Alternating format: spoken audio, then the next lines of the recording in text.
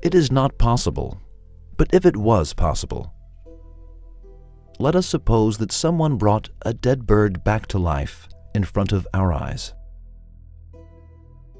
We would be so shocked and would deny what our eyes saw.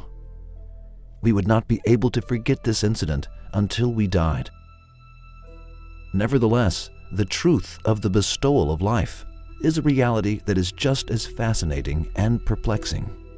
However, this incident, which would perplex us and cause us to disclaim what we saw, and would be something that we could never forget, is actually nothing but a dead bird being brought back to life in front of our eyes. Which one is more astonishing? Resurrecting a dead bird, or having living birds come out of dead eggs?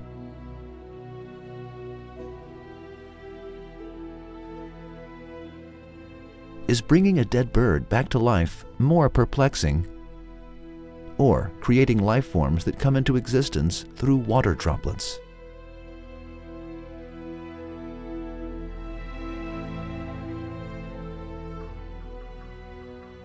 Is resurrecting a dead bird back to life more strange, or the creation of trees and plants from dead seeds and dead germs? Why do we not accredit this perplexity and amazement to God? God arranges resurrections that are far more amazing, in front of our eyes all the time. For example, we see in front of our eyes that life springs from various materials, and that the earth is overflowing with life forms. Creatures that are created from eggs, germs, seeds,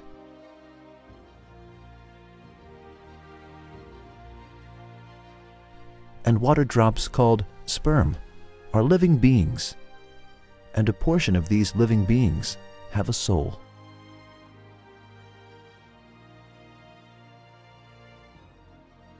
It is unthinkable that non-living beings could provide life for another.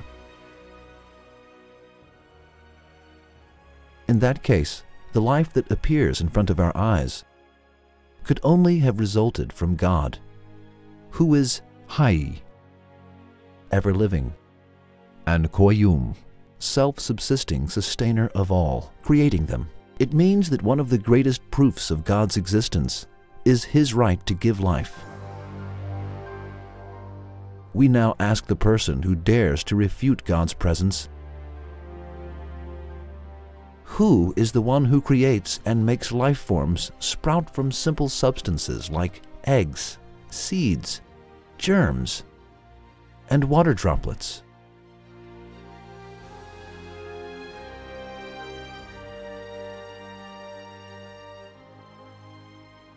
Who besides God could create them wisely?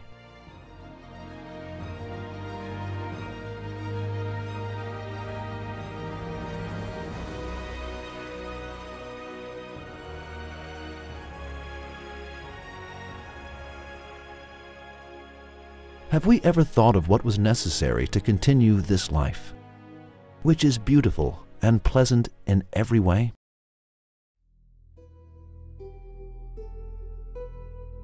Undoubtedly, thousands of factors must come together. If there is too much or too little of something, it could result in the paralysis of life. For example, the smallest disruption in the balance of heat or cold could eliminate everything. The temperature is to be set in a way so that living beings will be able to continue living.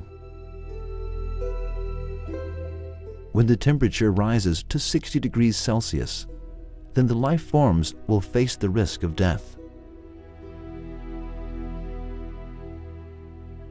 The arranging of the atmosphere in a way that is suitable to life is another important condition.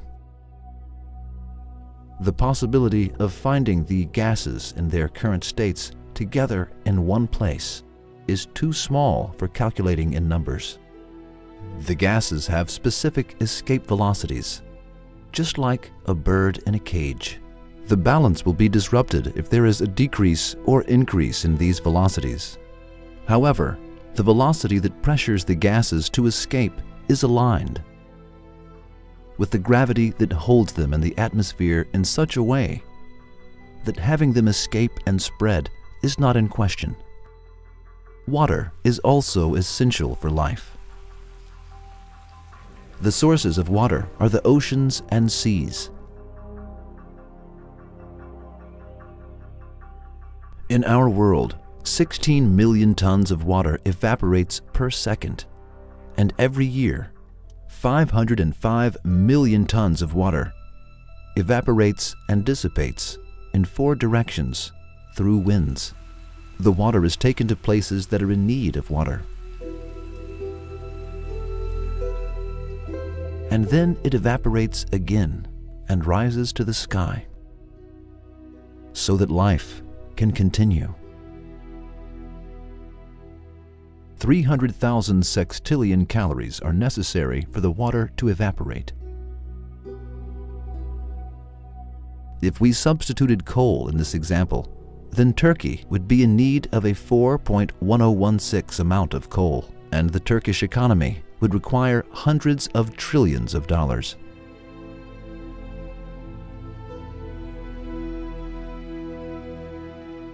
If we were to put all of life's conditions to one side, and if all factors possessed efficiency and volition, then would their powers be enough to adjust the temperature, the atmosphere, and the water supply?